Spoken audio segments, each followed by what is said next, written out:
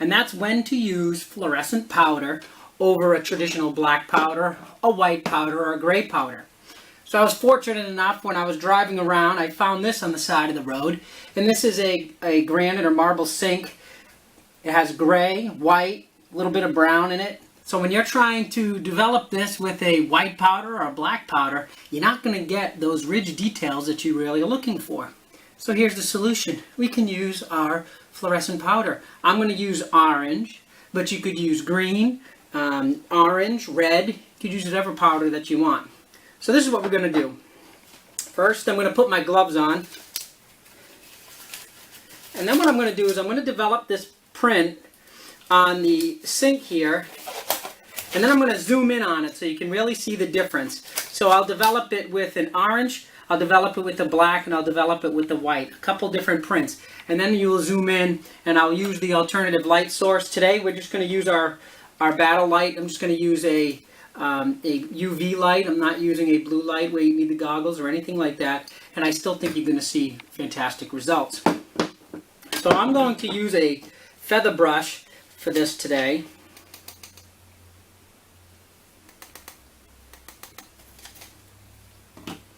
I'm going to fan that out. And again, I'm going to use the orange powder. Oh, look at that. It's brilliant. So we're going to take that orange powder. Now we just need just a little bit. Now remember, more details, less powder. If you go ahead and develop that and you're jamming that brush in there, you're going to get terrible prints. So we're going to go ahead and dust this up.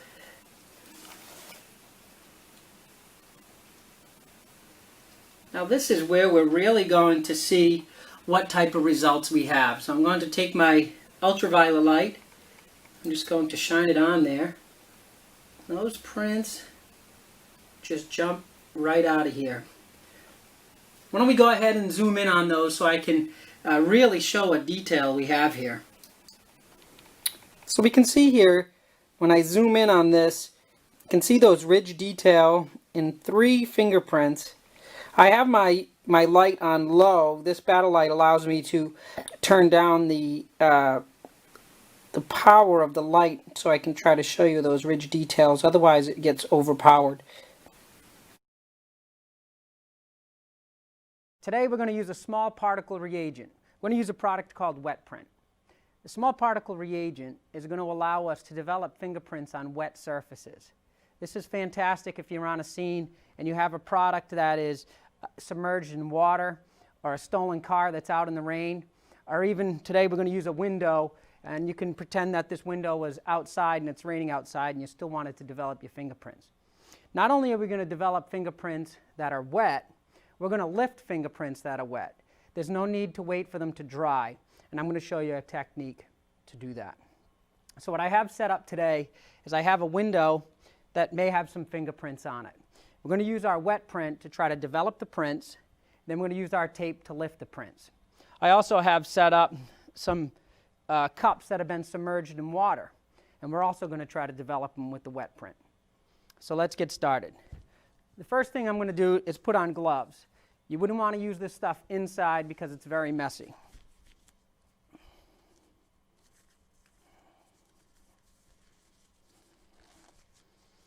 Okay, so I have my gloves on. I'm ready to start processing. Now you can use the wet print on dry objects as well.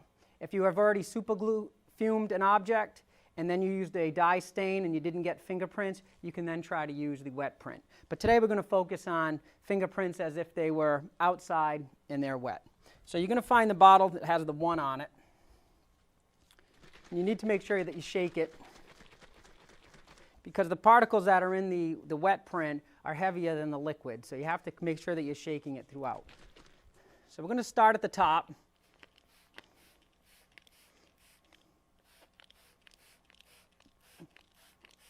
Now it's important that you start at the top and you let it go down into the fingerprint, because you don't want to spray this into your fingerprints because it may disturb your prints. Well, look at those beauties. They're already coming up fantastic. So I'm going to give that a few minutes to come down into our fingerprints as they develop.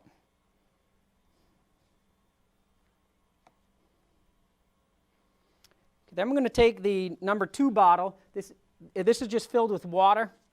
We're going to spray that to clean up our fingerprints.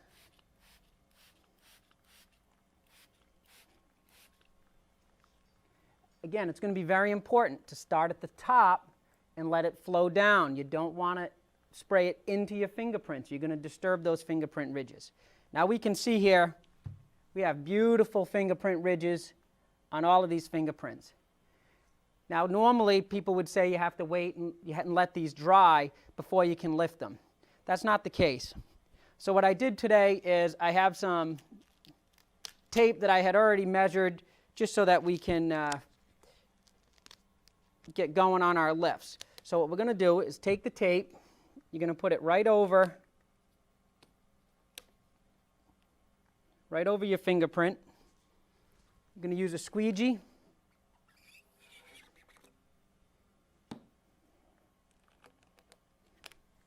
Lift your print. I'm going to put this on a white backing.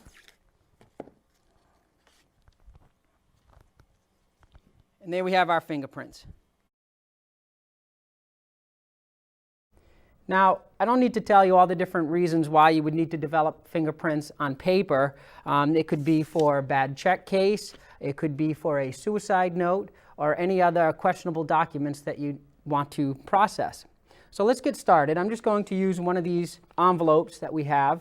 And what I'm going to do first is put on my gloves.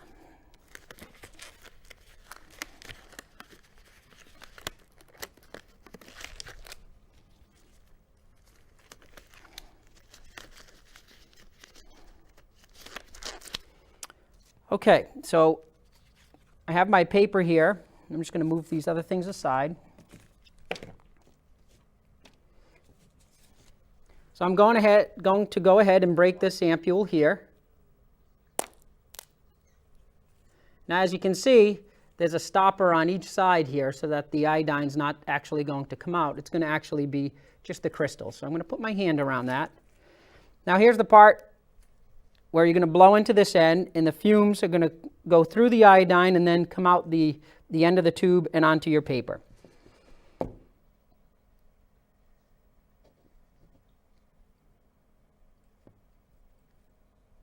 Now don't forget to breathe.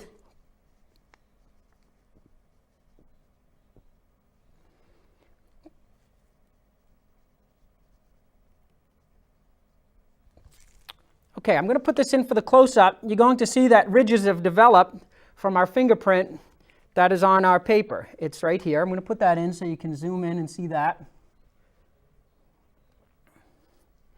Now that may be fading pretty quick, so I'm actually going to give it another dose of the iodine so I can show you another technique. The problem with iodine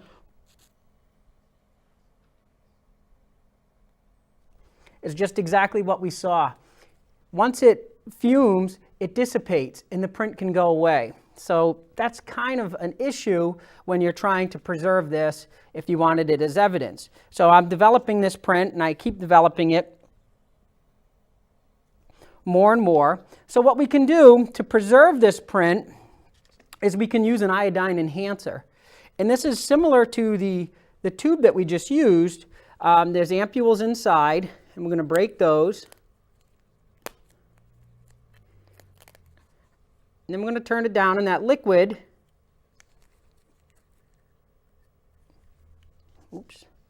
then comes down to this tip here. So now once we have our iodine fumed, I'm just going to give it another dose.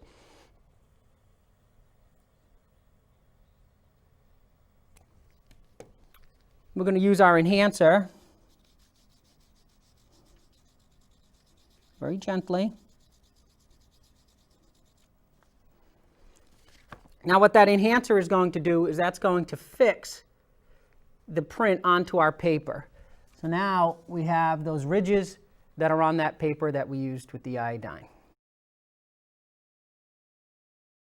This is a portable fuming chamber, and this is a heating element that doesn't require electricity.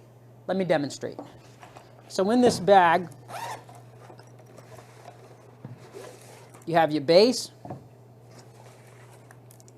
your framework,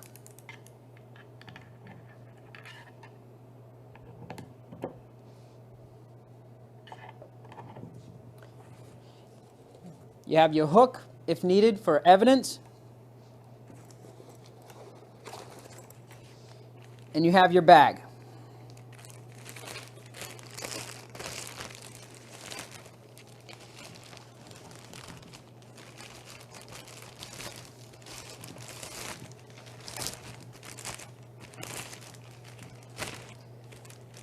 So now you have your portable fuming chamber.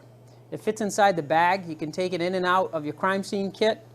Now before we get started with our fuming, what I would do is in the square, I'm going to put my fingerprint on the inside. Now when we're done fuming, my print's going to turn white and I'll know that the fuming process is complete. So our chamber is set up. I'm going to add my evidence to it. We'll use this mug. Now we're ready to put our heating element and our super glue in here to start fuming. Okay, this is a product that I bought from Lynn Peavy. It's a heating element with super glue that doesn't need any electricity. Let me demonstrate. You have an activator packet, you have the glue, and a canister. I'm going to start by adding the liquid.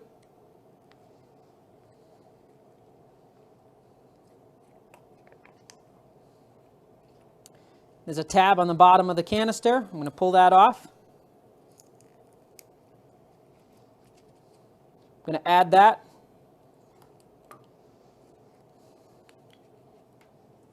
Now I'm going to add my super glue.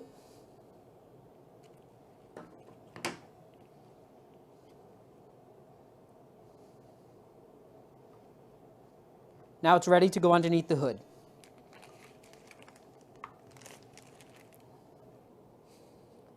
So I have my hot shot in there. You can see it reacting on the bottom. It's difficult on camera to see the fumes, but the fumes are coming up great. It's holding in here. I'm keeping an eye on, remember I put my fingerprint on the front to make sure that when that turns white that I know that the process of fuming is done. We're going to give this a few minutes to finish fuming. We'll take the hood off and then we'll process our evidence. Okay, a few minutes have gone by. You can see that the canister has stopped fuming. Our fingerprint that we put on the inside of the bag is now visible. So now what I'm going to do is I'm going to remove the hood. Now as in any super glue fuming, you need to open it outside or under a fuming hood or a well-ventilated area because the super glue fumes are dangerous. So I'm going to take this out.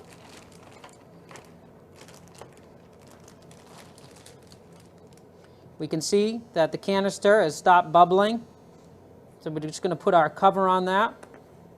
Now that can be discarded. Now we're ready to process our evidence.